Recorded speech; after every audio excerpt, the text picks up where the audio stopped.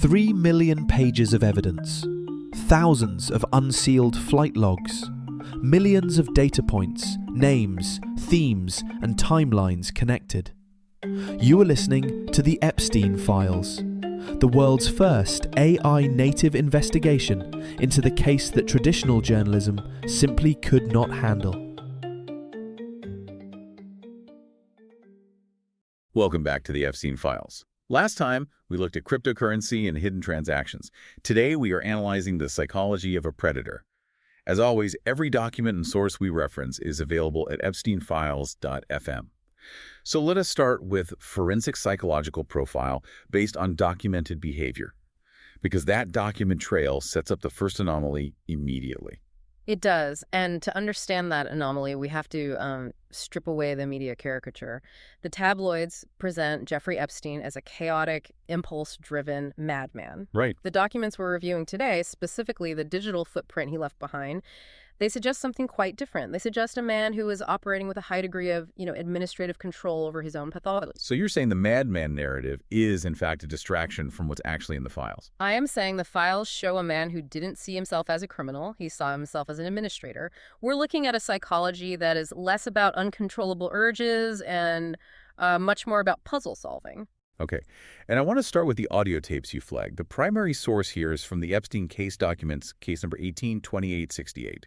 Specifically, the section labeled MP3 unearthed recordings from his private island. Exactly. Now, I need to be precise about what these are before we analyze them. When I see MP3s in a federal evidence list, my first thought is wiretaps, or maybe recordings made by a victim. A very logical assumption. But looking at the metadata here, that doesn't appear to be the case. That is the first critical forensic detail. These are not FBI wiretaps. These are files that were recovered from hard drives seized on the property. The metadata places these recordings in 2003. 2003. So this is post-Palm Beach establishment, but before the first arrest. He's comfortable. He's fully entrenched, and he is recording himself. Let's look at the file names. I'm looking There. at file names. I'm looking at file ID BLM3719761912.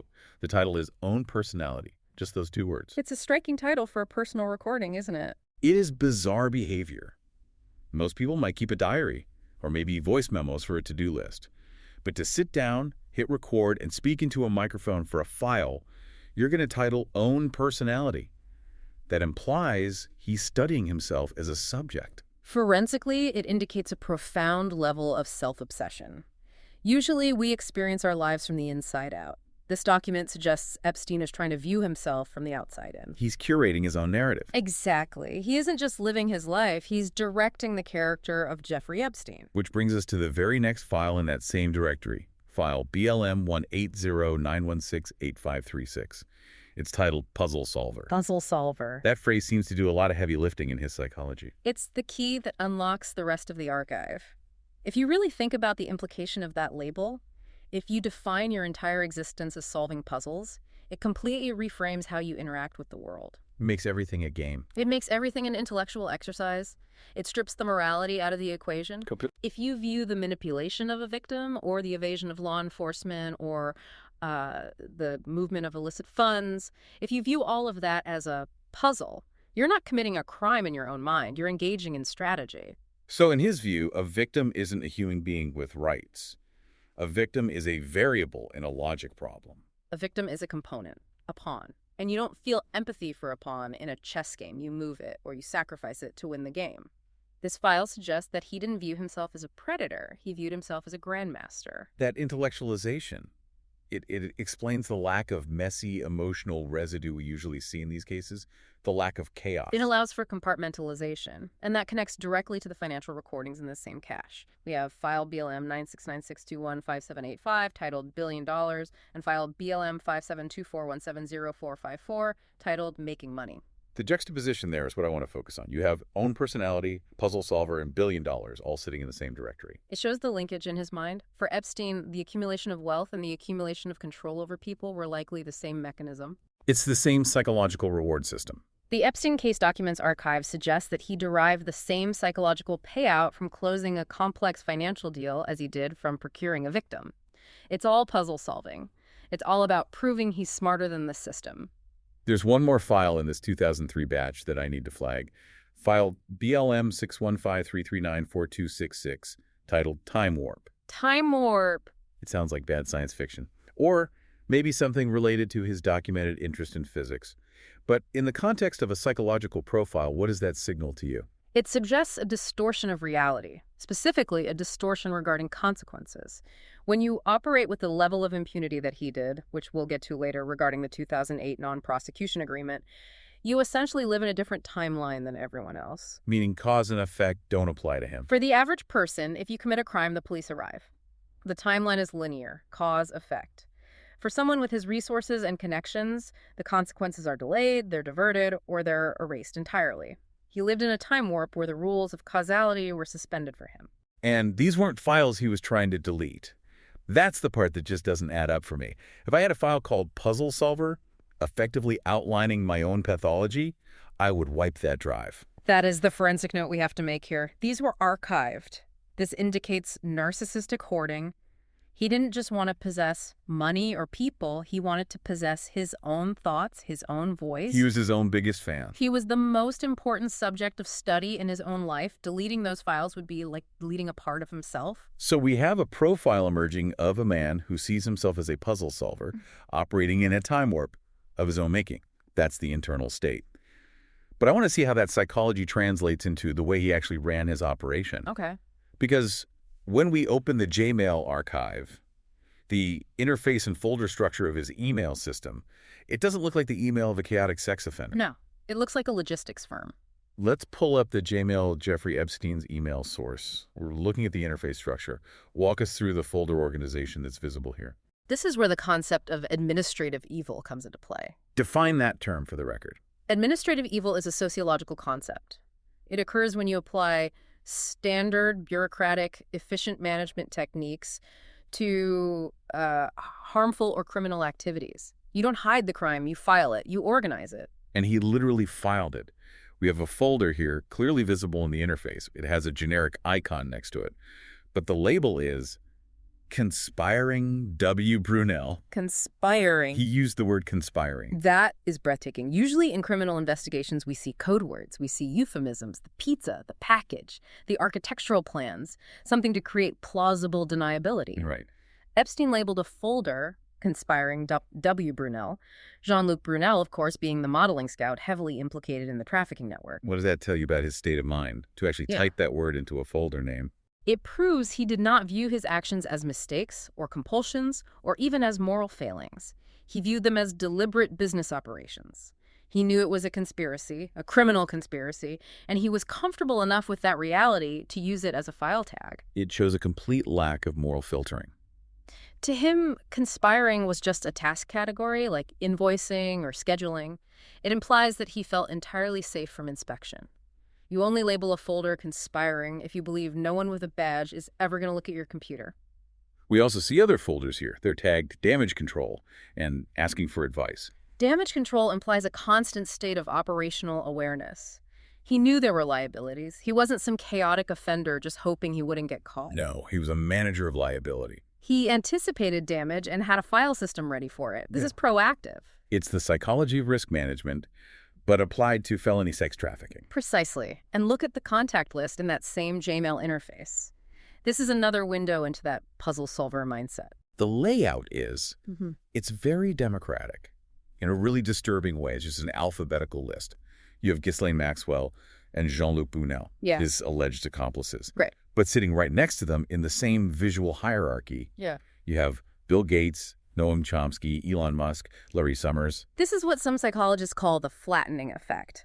To a narcissist of this magnitude, there is no distinction between a Nobel Prize winner, a billionaire tech mogul, and a procurer of children.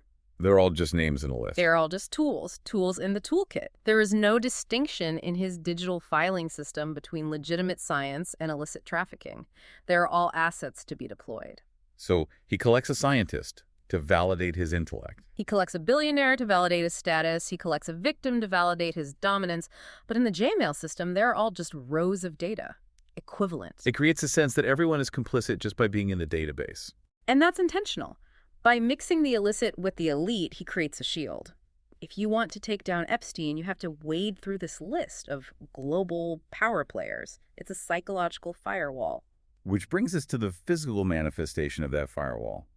We've talked about the digital Gmail system, but we have to look at the Black Book. Specifically, the source Jeffrey Epstein's Black Book Unredacted. The physical inventory. Right. There's an introductory text in this document that asks, what does a fixer fix? The fixer, that's another identity he cultivated alongside puzzle solver. The document discusses how he built relationships based on dependency. That is the core of the predator's control dynamic.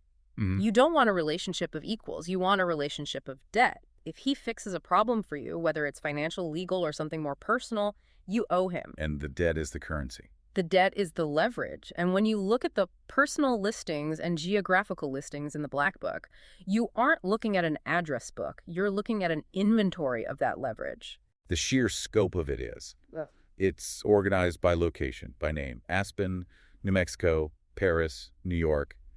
It feels like a trophy case. It is a collector's inventory. A stamp collector has an album. A predator of this type has a Black Book. The psychology here is acquisition.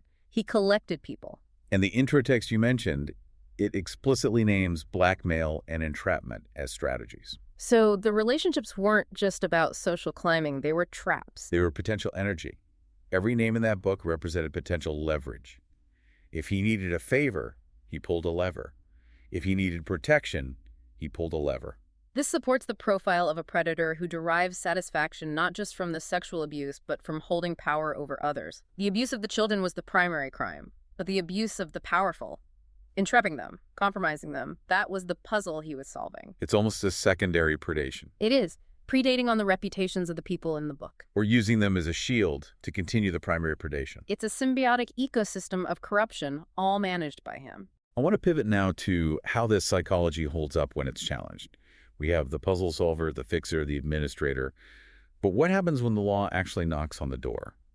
We have the Epstein deposition and exhibits and the U.S. versus Ghislaine Maxwell files. This is where we see the defense mechanisms kick in. Let's talk about the deposition transcripts. The most obvious pattern is the Fifth Amendment. It's repetitive. It's relentless. I refuse to answer on the grounds that it may incriminate me. Over and over. Now, legally, I understand that. Any lawyer would advise it.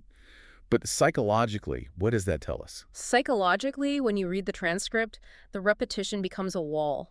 It is a refusal to engage with the reality of the accusations. He isn't arguing. He is deleting himself from the conversation. He is refusing to acknowledge the humanity of the people asking the questions or of the victims they represent. He's making himself a void, an informational black hole. Exactly. And if we look at Ghislaine Maxwell's deposition transcript unsealed, we see the other side of that same coin. She is the external defense mechanism. Her defiance and her specific targeted denials mirror his psychological state.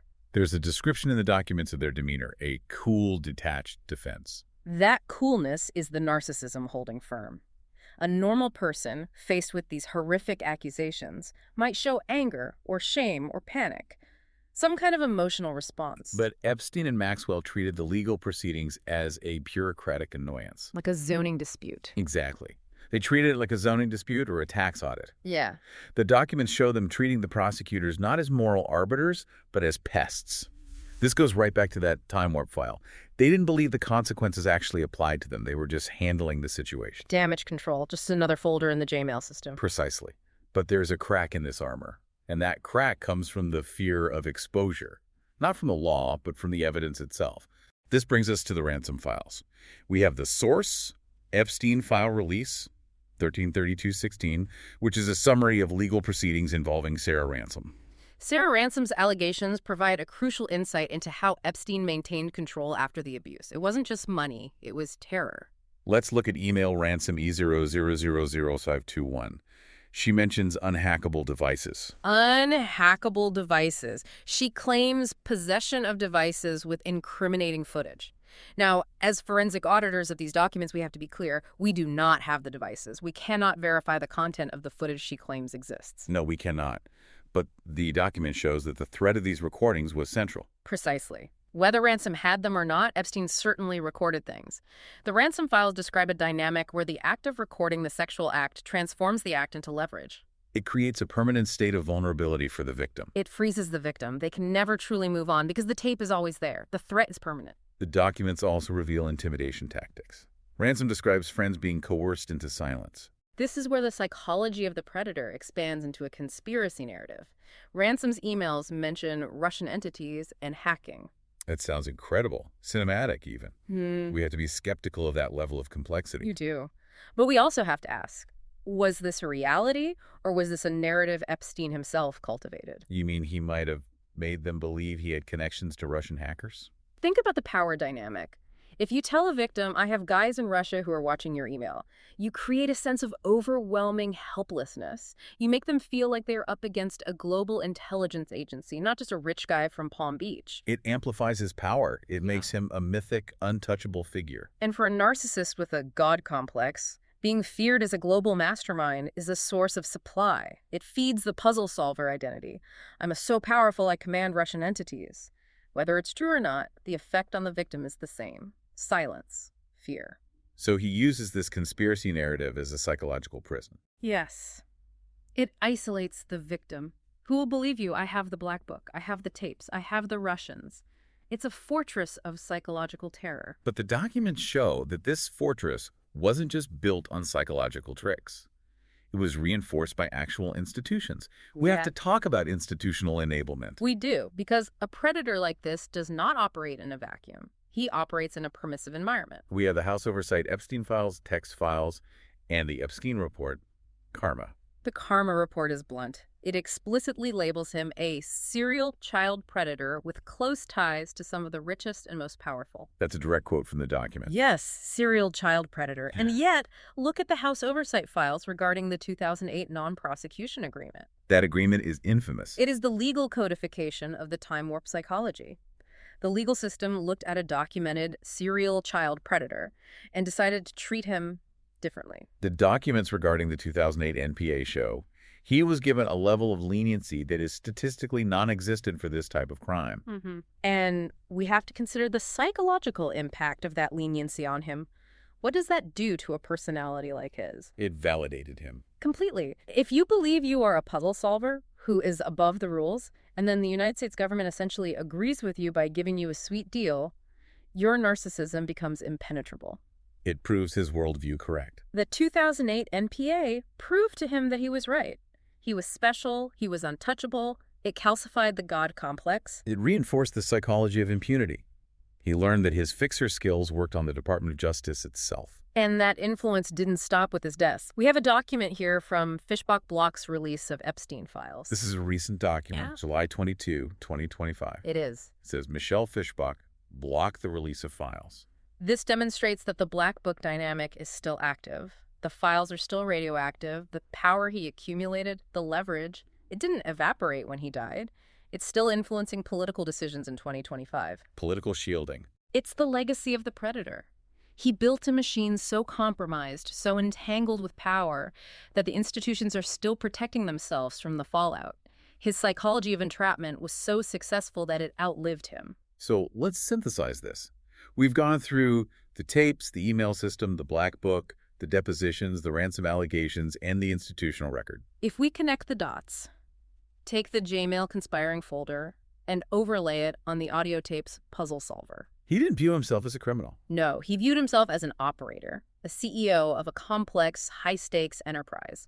The enterprise just happened to be human abuse. And if you combine the black book inventory with the ransom intimidation tactics, you see that people were commodities, they were assets. To be acquired, which is the black book, recorded, which is the tapes, and leveraged, which is the ransom allegations. The forensic profile derived from these documents is not one of an impulse-driven madman. No, not at all. It is a profile of a calculated bureaucratic administrator of abuse. He documented his crimes with the same precision he applied to his finances. He was a puzzle solver who viewed other human beings as pieces on the board. And that bureaucracy, that administrative evil, is what allowed it to scale. It's what allowed him to operate for decades. You don't get to 2019 without a folder structure. You don't get to 2019 without having a folder labeled damage control. We've covered a lot of ground today, from the narcissism of the own personality tape to the cold reality of the conspiring folder. The documents prove a methodical, business-like approach to predation. They prove a narcissistic self-image that was reinforced by legal impunity. And they prove a reliance on leverage and blackmail that continues to haunt the system today. But there are still gaps in the record. Significant gaps. We still do not know the full content of the unhackable devices mentioned by Sarah Ransom. And we don't know the specific contents of the conspiring W. Brunel folder. We have the label, but we don't have the files inside that folder. That's the missing piece of the puzzle, isn't it? We see the box, but we don't see the contents. And until we do, the full extent of the conspiracy he was so proud to label remains partially obscured. The documents show us the mind of the predator, but they also show us the machinery that let him run. And that machinery required more than just one man. It required a network. Which is exactly where we're going next. It takes a village to hide a predator. Next time, complicity and the bystander effect.